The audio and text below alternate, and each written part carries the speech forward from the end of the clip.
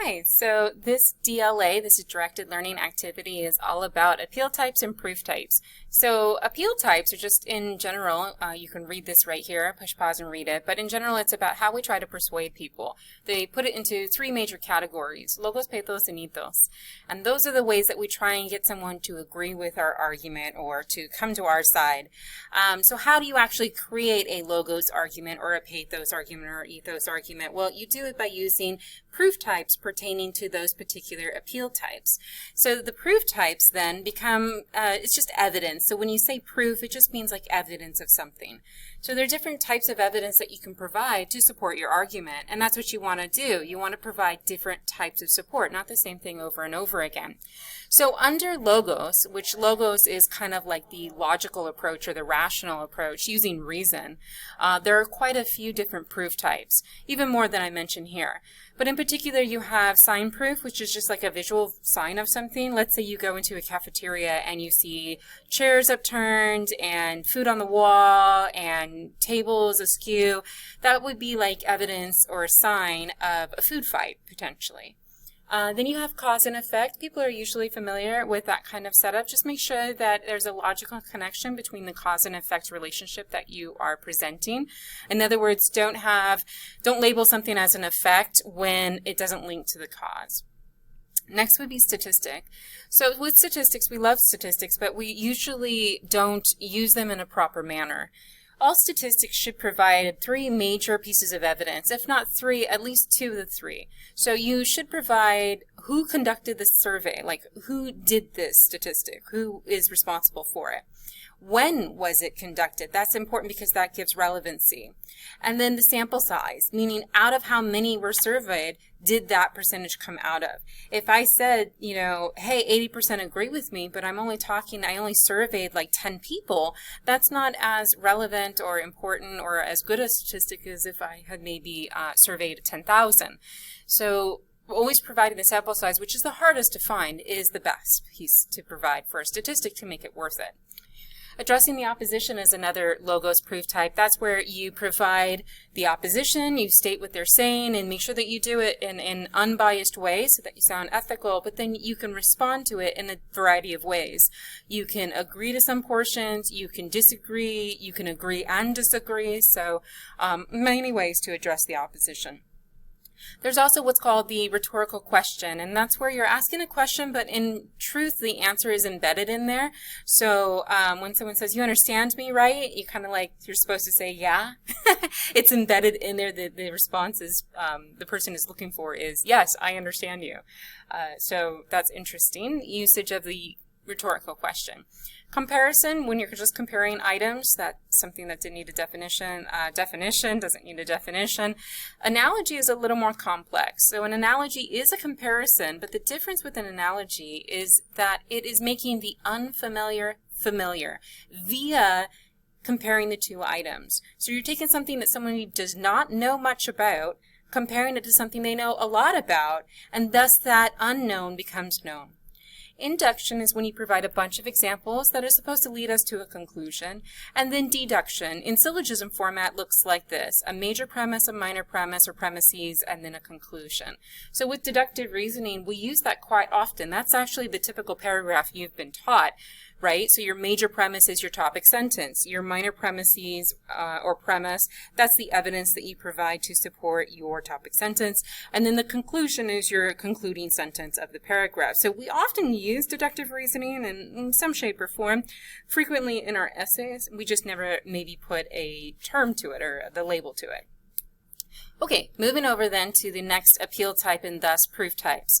So then we have ethos or ethos. So this deals with credibility or character. You're using your background or your experience to appear trustworthy. So how do you build trust? Well, you can build trust this way: argument from authority, and this is what people use all the time.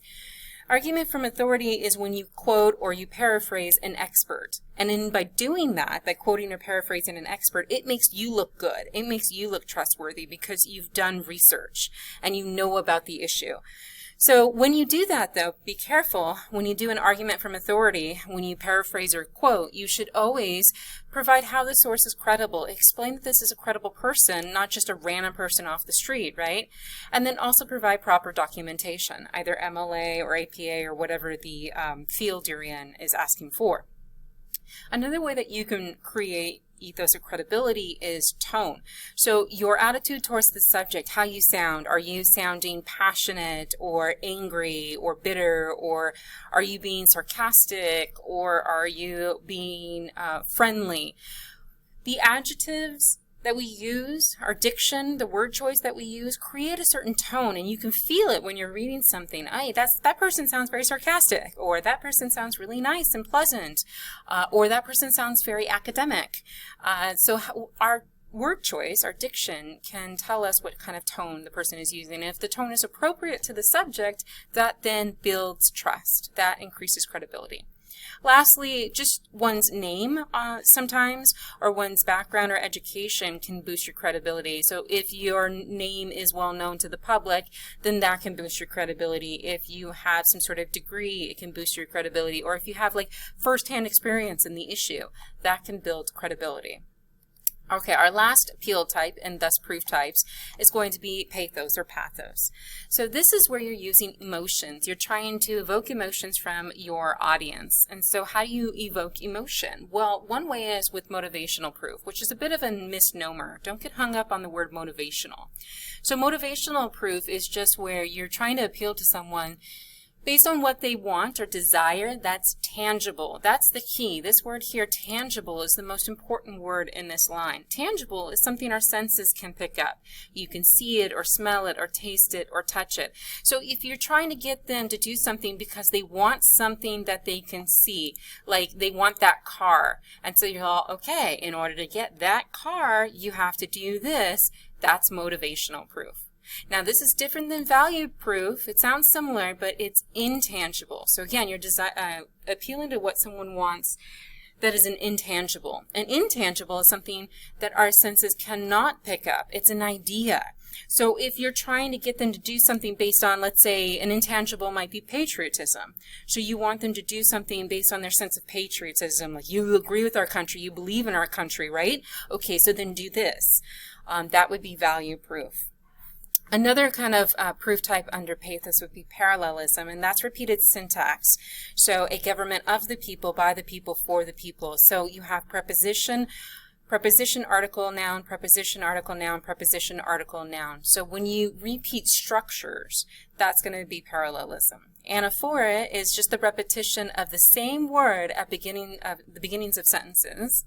And then kind of this is a huge category right here, figures of speech. Well, figures of speech can entail anything, right? You can have similes and metaphors and apostrophes and metonymies and allusions. There are so many different figures of speech, but all of those usually have some sort of emotional reaction just due to the fact that you're using colorful or flowery or vivid language versus something that isn't.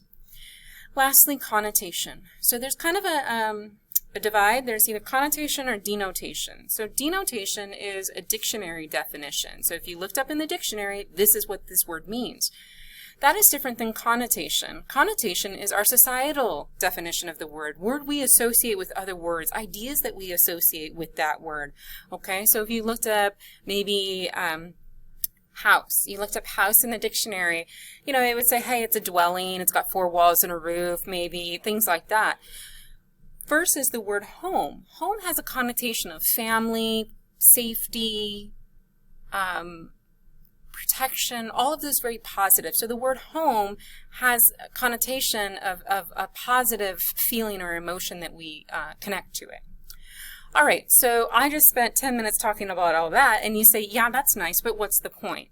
Well, the point of learning all of this is that you want to utilize different types of evidence or proof in your essay. Why?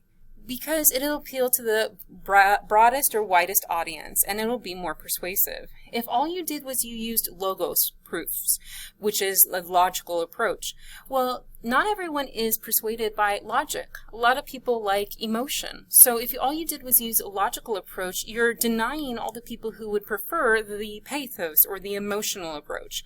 Conversely, if you did only pathos and they want logic, they want logos. Or if you provide logos but no ethos.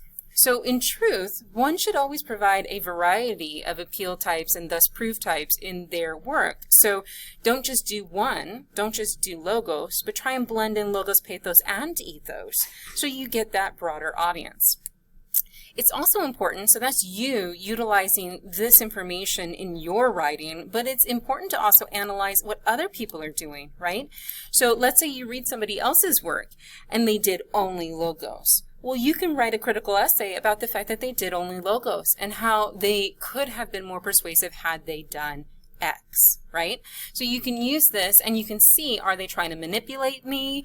Was this just a unconscious decision or a conscious decision? So it's interesting to kind of analyze other people and what they're doing. Right, so let's go ahead and practice some of these. I might have to move this on to a second video. We'll see. So in your practice, what I want you to do is I want you to practice all of these proof types. Let's start with the first one, which is deduction. So deduction, again, starts with a claim, then moves into evidence, and you're supposed to connect those to the claim and the evidence to get to your conclusion. So if terrorists are against freedom and America stands for freedom, therefore terrorists are against America. You're connecting the freedom aspect and the America aspect and the terrorist aspect, right? So let's try. Bachelors are unmarried men and Bill is unmarried. Well, if he is unmarried and unmarried men are bachelors, therefore Bill is a bachelor, right? That is what you would put if that was what the question was asking you. All right, the next one. All English classes are boring. Dr. Ainsworth is an English teacher. What are you supposed to conclude? Well, if they're all boring and he's an English teacher, well, then Dr. Ainsworth is going to be boring. Or at least his classes. All right. To get a bachelor's degree at Utah State University, a student must have 120 credits. Well, Sally has 130. So if you need 120 to get a bachelor's, she has 130. Presumably, Sally is eligible or already has a bachelor's degree. All right, let's move on. Hope that was helpful for you to do it in your own practice. Statistics. So remember, a statistic must have who is doing it, when it was done, and the sample size. If it doesn't have that, then it is incorrect and should be boosted or modified. So a study done by the U.S. Census Bureau, so that's good, done by, so that we know the who, notes that 83% of first marriages reach 10 years in length, whereas 30 years later, only 77 of the first marriages did. So while it is presenting the word 30 here, right, 30 years later and 10 years later, it's actually not telling us when it was done. So it doesn't say when it was conducted. And then we don't know 77% out of how many.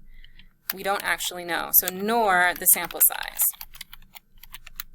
Okay, moving over to induction. So induction is where you have pieces of evidence that are supposed to lead to a conclusion. So if my history book costs $80 and my sociology book $100 and my chemistry book $125, well, all of those are textbooks, and one might say, hey, that's kind of expensive, right? So textbooks are expensive.